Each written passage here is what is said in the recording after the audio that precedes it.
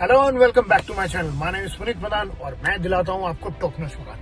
Guys, affordable housing के prices increase हो चुके हैं और बहुत ड्रास्टिक इंक्रीज जो हुए हैं वो हुए हैं आपके फरीदाबाद और सोना के। ओके भाई, जनरली जो हमारे गुड़गांव में जो आपके 5000 रुपीज पर स्क्वायर फीट थे, अब वो हो चुके हैं आपके 5575। तो यहाँ पे जो आपका इंक्रीज हुआ है वो अप्रोक्सीमेटली 12% का इंक्रीज हुआ है। मोटा मोटा अगर मैं बात करूँ तो कहीं ना कहीं 4 लाख का आपका डिफरेंस रहेगा।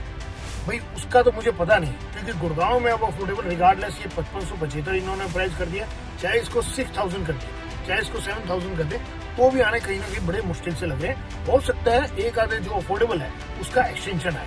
ओके, वेयरएज लेकिन जो सोना और जो फरीदाबाद पे जो इम्पैक्ट है ना वो बहुत है।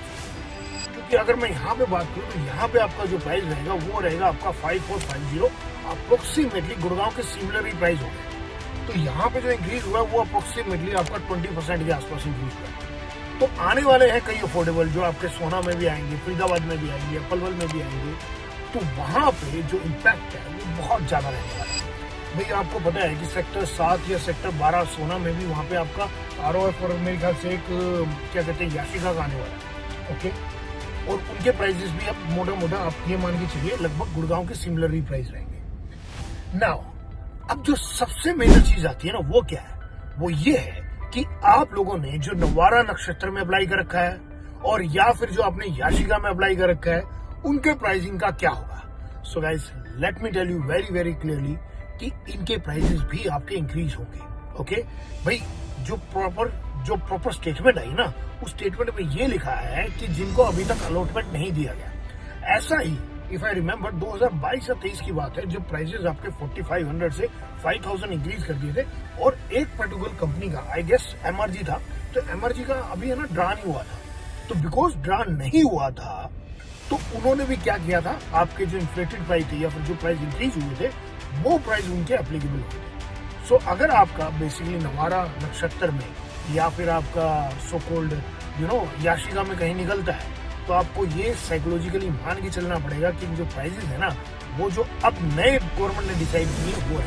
क्योंकि यहाँ पे क्लियरली स्टेटमेंट दी गई है कि बेसिकली जो आपके प्राइसेस हैं वो प्राइसेस रहेंगे आपके 5575 अगर गुड़गांव की बात करूँ, और सोना के रहेंगे 5475। गाइस, मेरा मानना पता क्या है कि भैया गुड़गांव के जो चाहे आप 7000 रुपीज कर दीजिए तो भी कोई दिक्कत नहीं, क्योंकि एनीवे अफोर्डेबल ना के बराबर है।